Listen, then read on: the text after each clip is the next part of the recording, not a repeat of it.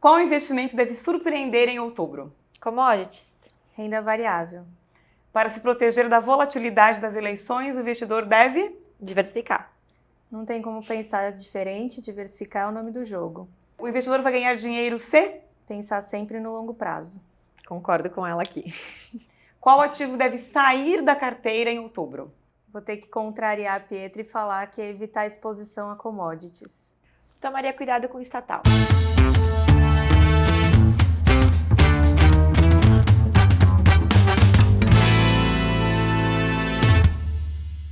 Olá, estamos começando o Papo Café e Lucros do mês de setembro de 2022. A conversa de hoje acontece aqui no estúdio da TV Estadão e eu tenho o prazer de receber a Maria Clara Negrão, que é analista da Ágora, e a Pietra Guerra, que é analista da XP. Olá, sejam muito bem-vindas e é um prazer recebê-las. Olá, Giovana. Olá, Pietra. Para mim é uma grande honra poder participar desse programa aqui hoje. Muito obrigada pelo convite. Maria Clara, tudo bom? Giovana, também digo mesmo, o prazer é meu, muito obrigada. E boa tarde também para o investidor que está aí acompanhando com a gente, vai ser ótimo esse papo. O Papo Café e Lucros está completando um ano e a gente quer entender aí o que aconteceu, né, ao longo desses últimos 12 meses que chamou mais a atenção de vocês e que teve mais impacto no mercado financeiro. Bom, vamos lá, Giovana. Eu acho que falar dos últimos 12 meses não tem como a gente não relacionar o fato da taxa de juros com a renda variável, né? Então, a gente sabe que existe uma correlação negativa em momentos de alta dos juros, a renda variável se torna, a relação risco-retorno entre renda variável se torna menos interessante. E a gente começou o ano passado, mais especificamente em março de 21, com a taxa de juros muito baixa. E naquele momento a gente estava saindo do auge da pandemia, o processo de vacinação estava caminhando bem e as empresas elas estavam mostrando uma recuperação. Então, diante desse cenário, a gente viu o Ibovespa caminhando para o seu pico, para o seu auge, que foi no mês de junho do ano passado. E desde então, o Banco Central brasileiro foi muito atuante, agiu na frente comparativamente aos bancos centrais mais desenvolvidos, até por conta dessa memória inflacionária brasileira, e promoveu uma série de ajustes na política monetária com alta de juros, até chegarmos no patamar de 13,75% ao ano, que é o patamar atual. Então, o que eu chamo a atenção nesses últimos 12 meses é isso, essa correlação negativa, momentos de alta de juros, a gente tem uma relação mais desfavorável para a renda variável, enquanto com uma Selic muito baixa, qualquer ativo de risco era rentável, independentemente qual era a ação, Ambev, Petrobras, Vale. Naquele momento, juros baixos, por uma questão de custo de oportunidade, a gente via que os ativos tinham uma boa performance. E agora, a gente vê que a relação risco-retorno, dada a Selic muito elevada, já é mais desfavorável. Acho que até complementando aqui a Maria Clara, eu olho mais mercados globais, né? E acho que é importante a gente entender da onde a gente veio, onde estamos, até para a gente ver para onde a gente vai, né? Claro. As duas coisas se conversam muito, então acho que a gente veio desse último ano para cá, se puder resumir, foi um ano desafiador e acho que o nome do jogo foi inflação global, que acabou resultando nessa dinâmica de juros mais alta que a Maria Clara muito bem colocou aqui para o Brasil, mas se aplica para essa dinâmica de mundo que a gente está vendo. Então, como ela falou, a gente veio, então, de um cenário que a gente, há um ano atrás, né, estava começando a ver as grandes economias sair da pandemia, mas ainda estímulos fiscais muito fortes, estímulos nas grandes economias, tudo isso impulsionou a inflação.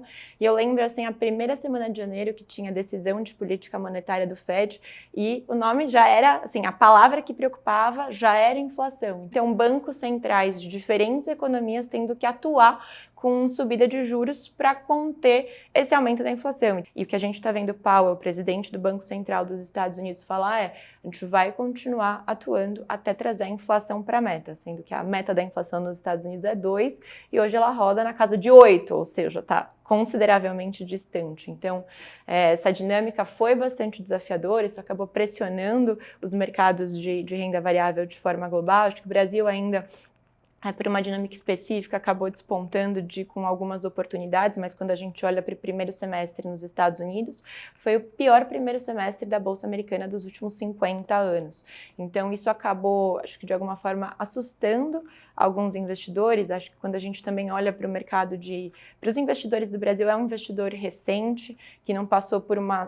A gente está vendo, acho que todo mundo aqui vai ficar feliz em ver que tem se desenvolvido, né? Cada vez mais a gente vê o número de investidores na Bolsa crescendo.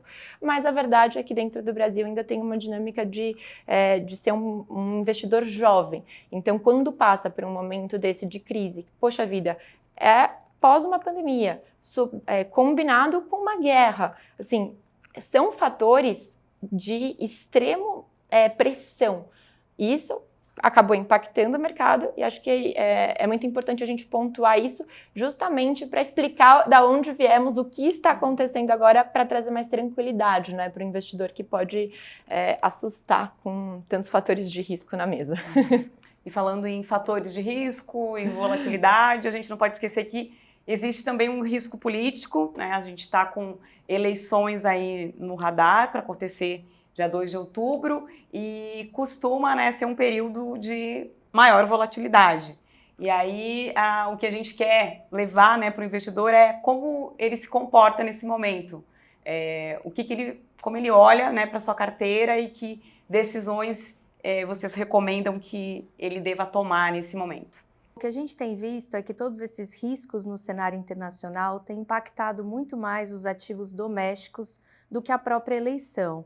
Então, como você bem falou, a gente está enfrentando um cenário com inflação global, não é uma inflação restrita para o Brasil, é uma inflação que veio no bojo da pandemia, depois teve a questão das cadeias de produção, problemas logísticos vindo da China e um incremento adicional por conta da guerra entre a Rússia e a Ucrânia, que afora as perdas humanas, acabou provocando esse aumento dos preços das commodities, principalmente as energéticas, com destaque para o petróleo. Então, estamos muito próximo das eleições. Por enquanto, todo esse cenário internacional tem sido muito mais o grande impacto nos ativos domésticos, até porque são dois candidatos muito conhecidos. É claro que a gente ainda não sabe a equipe econômica, ainda não sabemos os detalhes das políticas que vão ser implementadas, mas a gente sabe o macro, o geral, por serem candidatos conhecidos.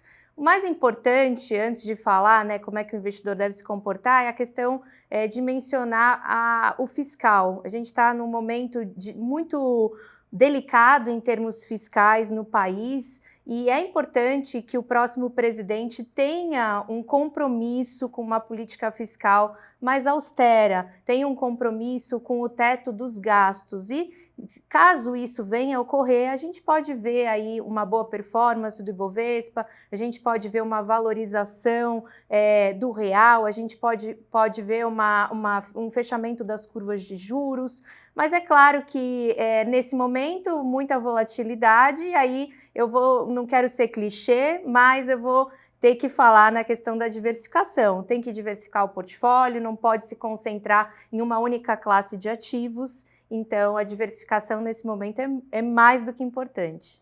Eu concordo aqui, acho que a resposta final é essa, com certeza a diversificação acaba sendo o caminho por alguns fatores, né? Estamos num período eleitoral que é historicamente marcado por maior volatilidade. Quando a gente para olhar, pelo menos até esse momento da Bolsa, a gente fez alguns estudos lá na XP, a gente vê que essa volatilidade não está se concretizando como foi em anos passados, justamente porque fatores globais pesaram muito mais na Bolsa até aqui. Mas nessa janela, óbvio, agora, quanto mais a gente se aproxima... Está um ano eleitoral atípico, Está um ano eleitoral assim, atípico. Né? Mas, inclusive, comparando com outros períodos de eleições, a gente vê na pesquisa, independentemente do candidato que saia eleito, que a gente vê que vai pesar muito na decisão do eleitor aqui mesmo, são questões econômicas. Então, pautas que a gente discutiu aqui, como inflação, que acaba acarretando na perda de poder de compra, que são fatores que pareciam distantes muitas vezes da população brasileira, o pouco comentados estão cada vez mais presentes nos discursos, nas conversas, mesmo de bar, conversa com Uber, nas diferentes conversas, e a gente vê que nas pesquisas econômicas esse aparece como principal ponto de preocupação do eleitor que vai direcionar um voto. E aí, passado, eu acho, esse momento de decisão, seja o candidato que assumir, concordo com a Maria Clara, a grande questão aqui vai ser que esse candidato vai ter que lidar com uma questão fiscal bastante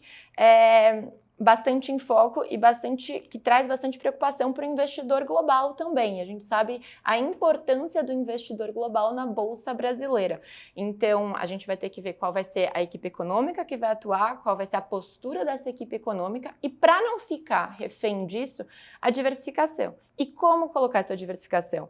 Acho que independente de qual país você esteja, você tem que ter uma diversificação global, porque isso te permite acessar diferentes temas. Tem mercado, por exemplo, tecnologia está muito mais desenvolvido nos Estados Unidos, mercado de luxo está muito mais desenvolvido na Europa. Se você ficar só numa região, você fica restrito a temas que eventualmente não façam parte daquela economia.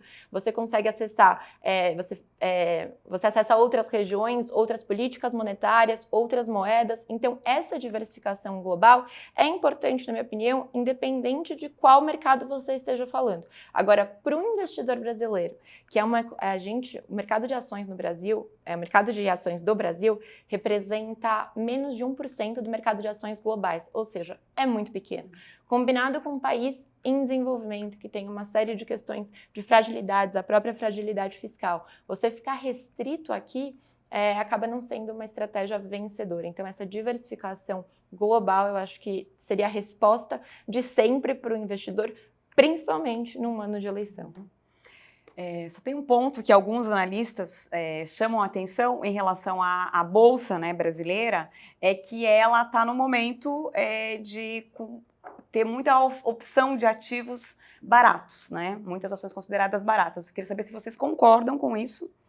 E para o investidor que está olhando, né, voltando a olhar talvez para a renda variável, porque a gente entende, né, que com uma taxa de juros de 13,65%, a tendência foi muita gente até migrar para a renda fixa ou então, né, quando foi alocar ali, repensar o que continuava ou não na renda variável.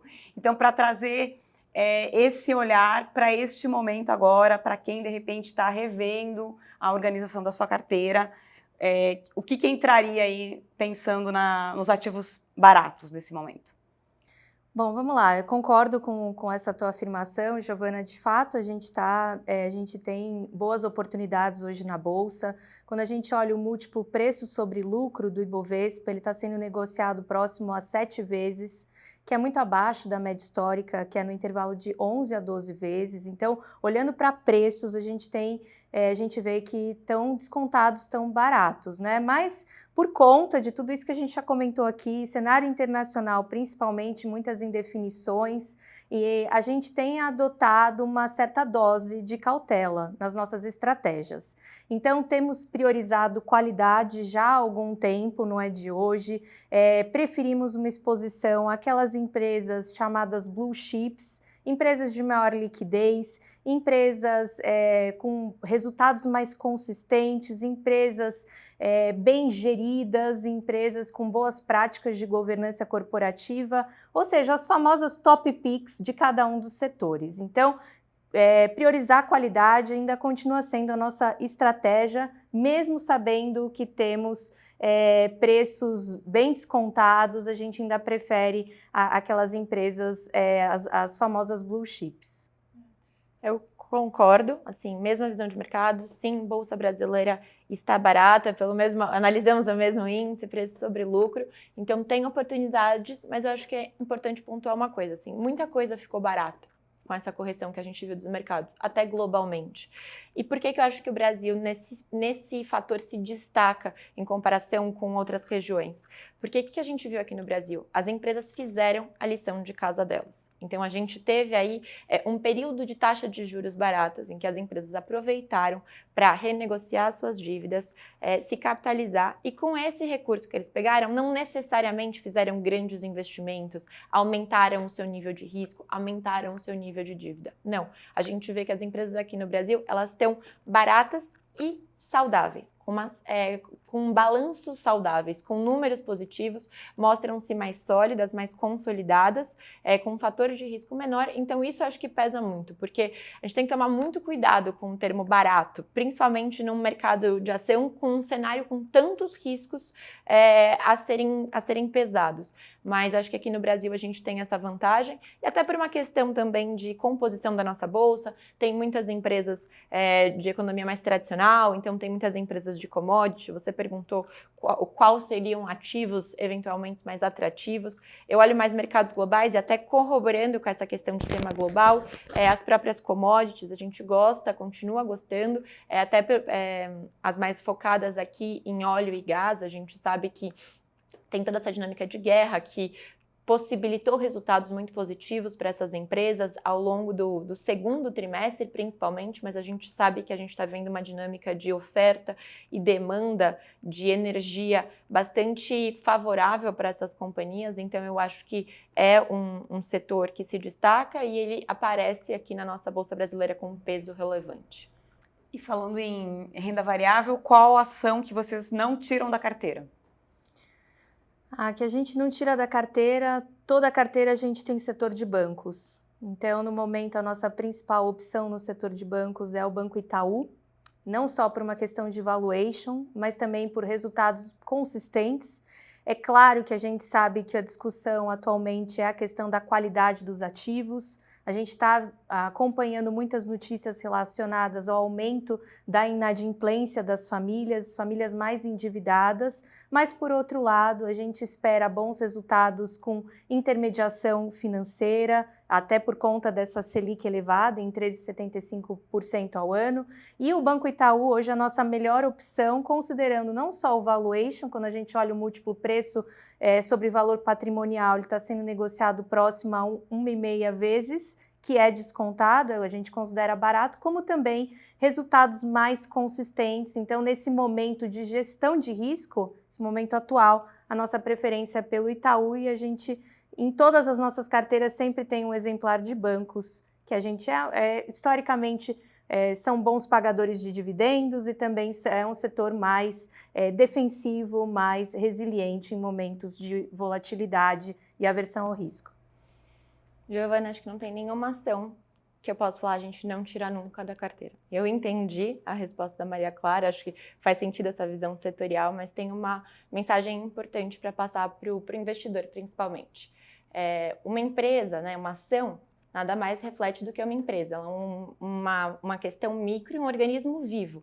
Ou seja, uma mudança de gestão de uma empresa, por exemplo, faz com que talvez aquela ação que a gente gosta muito deixe de ser boa. Um momento de ciclo em que aquela empresa não sabe se reposicionar, não atende às inovações que estão acontecendo, uma empresa genial pode cair por terra. Ou mesmo uma empresa muito boa pode continuar sendo muito boa e chegar num nível de preço que não faz mais sentido a gente manter na carteira. Então, eu acho que assim, não tem ação que eu falaria não tiro da carteira. O que eu não tiro da carteira? Bolsa Americana, justamente pela relevância dela no mercado de ações. O que eu falei? Brasil representa de 0,5% a 1% do mercado de ações global, enquanto que a Bolsa Americana representa entre 60% e 65%. É a maior economia do globo. Está passando por um momento desafiador e, da mesma forma que você colocou frente à renda variável, a gente tem uma visão cautelosa, tem que saber o nível de exposição, mesmo a Bolsa Americana que você tem que ter na carteira, e isso é muito importante você pesar. Mas esse seria um ativo que eu não tiro, justamente porque a gente sai do micro. Aquela empresa ela pode deixar de ser boa, mas assim, a economia americana, dada a relevância dela e pensando aqui de longo prazo, não vejo um cenário em que ela deixa de ser importante para o investidor. Maravilha. Agora é aquele momento de vocês compartilharem alguma história, alguma curiosidade, algum aprendizado que tenha marcado ao longo aí da carreira de vocês. Posso começar? Pode. Acho que da mesma forma que na nossa vida os principais ensinamentos vêm na nossa infância, então a gente aprende a andar, aprende a falar, aprende a ter raciocínio lógico e depois tudo é uma derivada disso. Eu acredito que os principais ensinamentos da nossa carreira também vêm logo no comecinho. Eu lembro quando eu era estagiária de uma asset, mas enfim, basicamente a gente analisava título de dívida das empresas para ver se a gente comprava ou não para os fundos. E estava lá no começo do estágio e normalmente os outros agentes de mercado ligavam para a gente quando tinha alguma emissão de dívida de uma empresa e falavam, vocês têm interesse em comprar a dívida de tal empresa? Leitura de mercado, né, que a gente chama, fazer essa leitura de mercado até para dimensionar o tamanho da dívida, quanto que o mercado tinha de apetite para a dívida daquela empresa.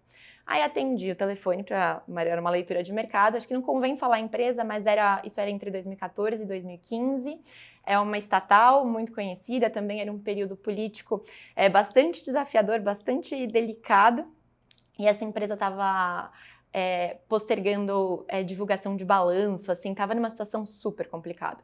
Falaram, vocês têm interesse em comprar a dívida dessa empresa? E eu falei, nossa, normalmente eu batia com a minha chefe antes, né? Eu falei, não, acho que para esse nome a gente não tem apetite. E desliguei, depois eu fui falar para ela.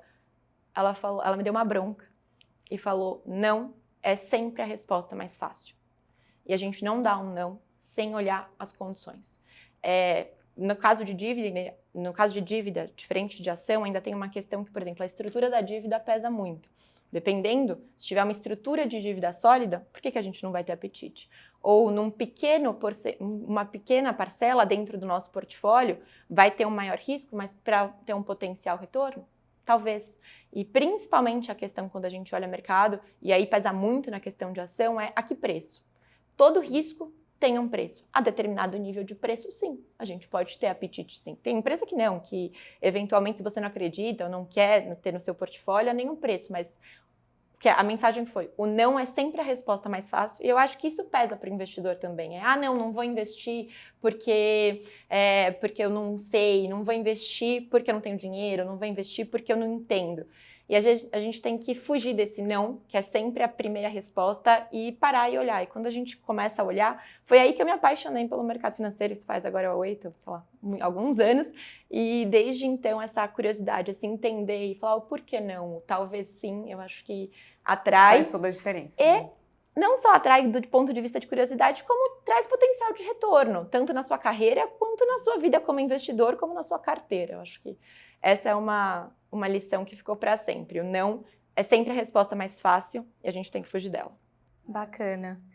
Bom, no meu caso, eu acho que o que me marcou muito foi essa transição de início de carreira, que a gente fica muito dentro do escritório, atrás do computador, fazendo análise, lendo relatório, fazendo pesquisa, para um momento que eu comecei a ter contato com o cliente, de sair do escritório, de participar de eventos, de participar de apresentações. E esse contato com o cliente foi muito marcante, muito enriquecedor. A gente teve esse momento da pandemia que acabou mudando muito a dinâmica, surgiram outras formas de contato com o cliente através de lives, através de podcast. Agora a gente já está retomando os momentos presenciais. Eu acho que esse contato visual com as pessoas, com os clientes, a gente aprende muito com eles. E quando eu tive essa transição de sair do escritório e poder ter esse contato mais próximo com os clientes e poder ver os anseios, os questionamentos, o que é mais importante, qual que é a principal demanda, isso acho que foi uma grande oportunidade de aprendizagem para mim. Então, sair do escritório e passar a ter contato direto com o cliente, para mim foi muito importante. Uma mudança aí Uma total mudança de paradigma. Cenário, né? De paradigma. Maravilha. Eu agradeço muito a participação, né, de vocês, da Pietra e da Maria Clara. Foi um prazer recebê-las neste 1 ano aqui, né, do Papo Café e Lucros. E com a presença de 2 mulheres analistas, né, para quebrar também um pouco aí do paradigma desse mercado que ainda, né, é majoritariamente masculino, mas para mostrar, né, que as mulheres estão aí também fazendo um trabalho muito bacana neste setor também. Com certeza, Giovana, agradeço o convite, é um prazer estar aqui representando, então, tantas mulheres que a gente sabe. Até comentei, né, na pergunta que você fez, a minha primeira gestora foi uma mulher e tem tantas outras mulheres no mercado. É um prazer estar aqui representando nesse especial ainda de um ano e com eleição e tantos temas, então muito obrigada pela oportunidade. Bom, obrigada, Pietra, pela companhia, obrigada, Giovana, pelo convite. Para mim também foi uma grande honra poder participar desse momento tão importante de eleições e um ano do programa. Então, muito obrigada pelo convite, fico muito honrada de estar aqui hoje. Obrigada. E com a presença aí, né, de um logo bebezinho aí nascendo, né, Matias? É isso mesmo. Que linda, parabéns! Para mostrar o poder das mulheres, né? A gente parabéns. Trabalha até o finalzinho. Que linda, não sabia. Muito Parabéns. bem, muito obrigada. Obrigada. Bom, obrigada a você também aí pela companhia. Nos vemos no fechamento de outubro. Um abraço e até lá.